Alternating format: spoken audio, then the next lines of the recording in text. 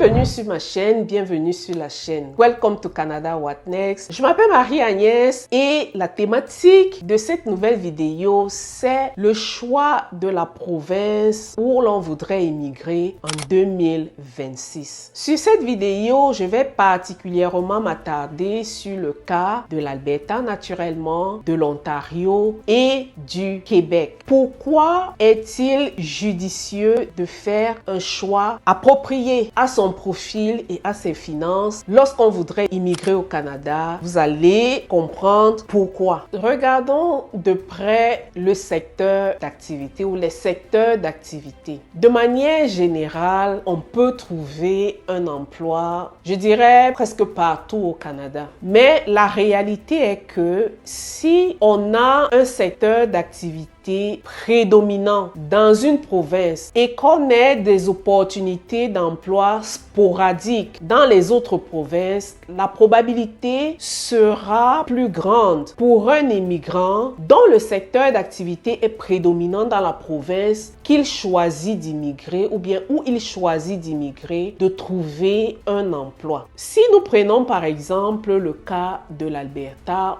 où nous savons que l'Alberta est le cœur énergétique du Canada, entre guillemets, où l'industrie pétrolière, gazière est prédominante. Si on a un profil qui s'apparente à ces industries-là, la probabilité pour nous de trouver un emploi sera plus grande si on se retrouve en Alberta, par exemple. Si je prends le cas des finances, tout le monde sait ici au Canada que le pôle financier se trouve dans des villes comme Toronto, par exemple. Si on se retrouve en Alberta et que on aimerait avoir un boulot dans la finance, c'est clair que on aura moins de chances comparé à l'Ontario, par exemple. Donc, si il m'était donné de faire une comparaison de manière globale, je dirais que de manière générale, ceux qui ont un profil qui est beaucoup plus spécifique à l'exploitation, à l'exploration, à la gestion des ressources pétrolières, gazières, feraient mieux de s'orienter vers une province comme l'Alberta. Si vous avez par exemple un background en logistique, si vous avez un background en agriculture aussi, l'Alberta serait votre province de choix. Si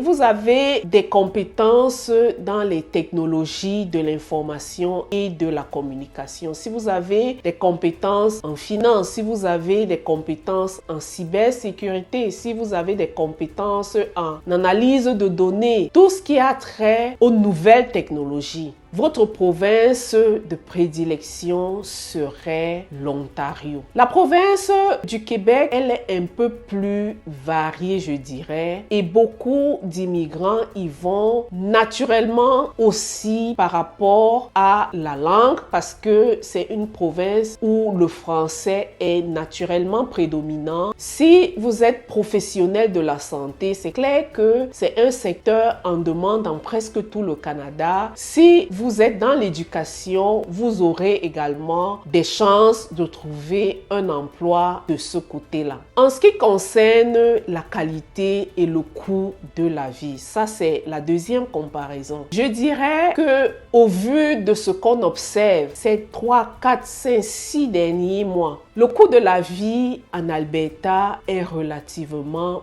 moins élevé. Les loyers en Alberta, ou bien pour ceux qui veulent acheter plus tard, le coût du logement est relativement moins élevé en Alberta que dans une province comme l'Ontario. Un loyer pour un nouvel arrivant, je dirais une chambre, salon, cuisine, un appartement qui vous coûterait dans certaines grandes métropoles comme à Montréal ou à Toronto qui coûterait, je dirais, autour de 2000, surtout à Toronto. En Alberta, vous aurez le même loyer, peut-être 20% moins cher ou 15% moins cher. Donc, si vous avez un loyer qui tourne autour de 2000, en Alberta, vous l'aurez peut-être à 1600 par exemple. En ce qui concerne le coût de la vie, le coût de l'épicerie, ce qu'on sait, c'est que en Alberta, nous n'avons pas de taxes provinciales. provinciale. En Ontario et au Québec, vous avez non seulement la taxe fédérale, mais vous avez également la taxe provinciale qui est de 13% en Ontario et de 15% au Québec. En Alberta, par contre, nous avons uniquement la taxe fédérale qui est de 5%.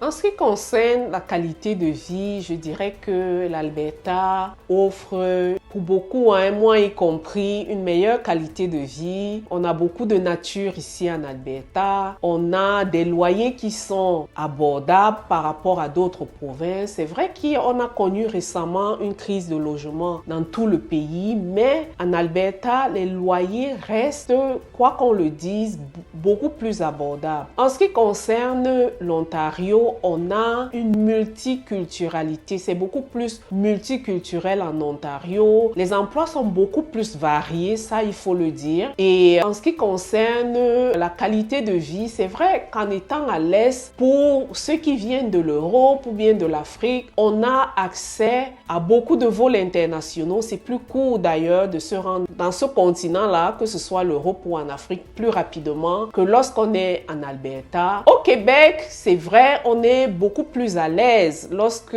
on se retrouve dans une province où la langue de choix ou bien la langue officielle de la province, c'est sa première langue ou sa langue maternelle. Ça rend les interactions beaucoup plus faciles, beaucoup plus fluides et bien sûr que ça favorise évidemment l'intégration. Autre chose aussi, c'est ce côté européen là qu'on retrouve au Québec, notamment avec la ville de Québec, qu'on n'a pas ici à l'ouest, ça il faut le dire. Mais de manière générale, chacun trouve un peu de son compte, que ce soit dans l'une ou l'autre province du Canada ou bien que ce soit dans l'une ou l'autre des 3 provinces que nous sommes en train d'étudier dans cette vidéo-ci. En ce qui concerne l'immigration, il faut savoir que ici au Canada, nous avons un système d'immigration provinciale, dont chaque province a son système de nominés, et nous avons aussi l'immigration fédérale.